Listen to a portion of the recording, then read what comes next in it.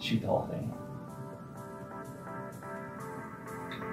That is tough. In this week's episode of Becoming Unstoppable, we travel to San Francisco to interview Jeffrey Wu to test pure ketone ester, a brand new superfuel that is the result of 15 years of research and $60 million in funding to find out how we can better fuel ourselves for success.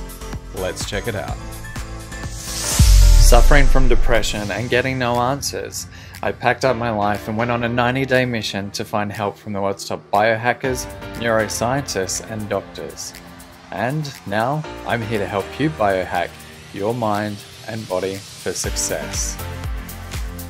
Welcome to Becoming Unstoppable, lifestyle hacks for your body, mind, and business. Exit here and proceed to the information located on the third level. Before we dive in, be sure to hit like, subscribe, and share. In researching my new book Unstoppable, I sat down with Jeff, the co-founder of HVMN. HVMN create nootropic products that are widely popular among Silicon Valley employees who are seeking to gain the extra edge in their mental performance so they can get more done in less time.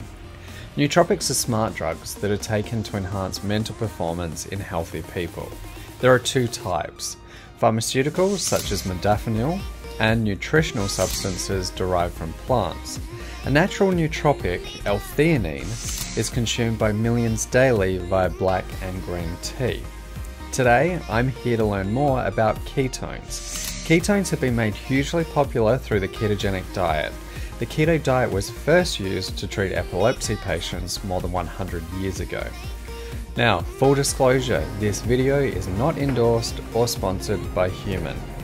Let's find out now from Jeff how the research into ketone ester came about. DARPA is the Defense Advanced Research Projects Agency.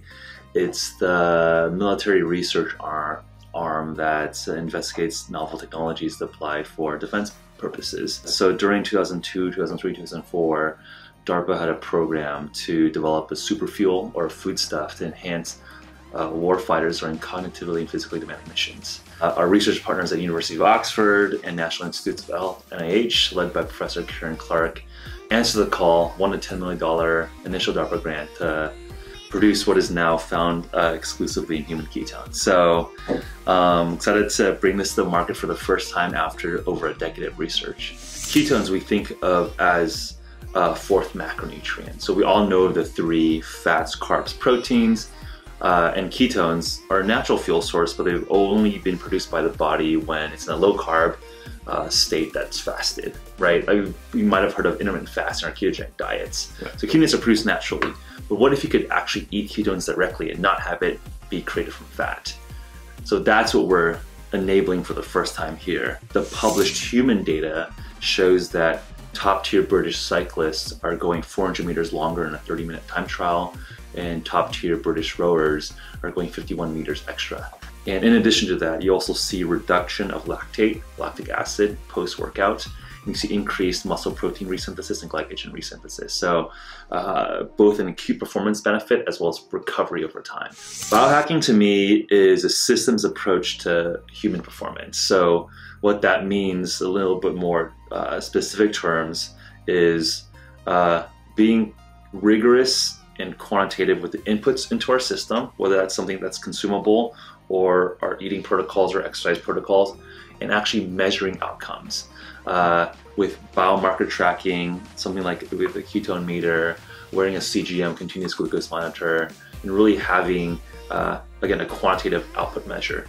So you can actually manipulate inputs to target and optimize specific outputs. If you're not measuring, how can you optimize it? And I think that medicine has done a very good job of being very rigorous around the prevention, treatment, diagnosis of disease. But if you think about the spectrum of human performance, disease is only a narrow part of that. I mean, a big part of it, but just a subset of it. And it's a thoughtful, quantitative approach to putting people from sick states to normal states.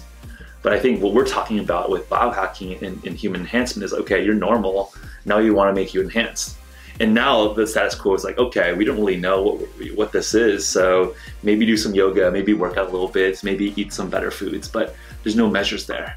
So I think to me, the industry needs to elevate itself by having real biomarkers and in quantitative frameworks, and then measuring and then optimizing against those. I think human ketone is really interesting because ketones are preferred fuel for the brain, for the neurons. It's just readily used by the brain.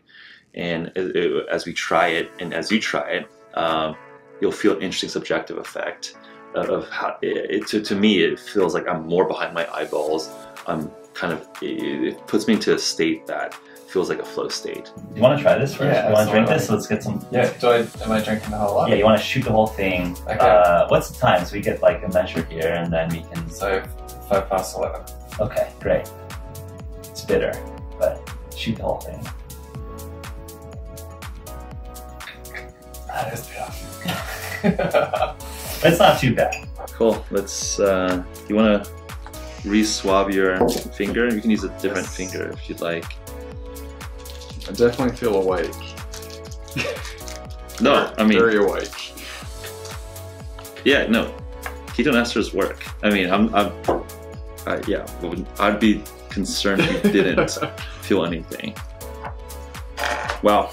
So your ketones are at 3.5 millimolar, and your blood sugar dropped down to 86 milligrams per So deciliter. what did it started at? 0.3. Oh. So how did it feel after drinking the ketone ester? Well, it was as if my brain had switched from viewing the world in 2D to 3D. The colors were crisp and the energy felt clean and consistent. It wasn't like caffeine, which gives me heart palpitations and mild anxiety. It actually felt natural. It also helped me to remember something of critical importance to me at the time, which was what it was like to feel great again because I'd just been suffering from severe depression and fatigue. It also reminded me of the survey we'd conducted online, in which 75% of 2,000 respondents admitted to suffering from brain fog. The unfortunate reality is that the general population doesn't feel great. We accept low energy as the new normal, but it doesn't have to be this way when we biohack our way back to health. And this reaffirmed it for me. Now, if you'd love to learn more about ketones and biohacking, and you'd love to have more energy, increase your focus, and boost your productivity, head over to areyouunstoppable.com to find out which identity type you are based on your biochemistry and psychology, and get personalized recommendations for what you can do to become unstoppable in your own life. And answer this question in the comments below. What would it mean to you to feel unstoppable on a daily basis? I'd love to hear your thoughts. In the meantime, have a great week, and I'll see you in next week's episode.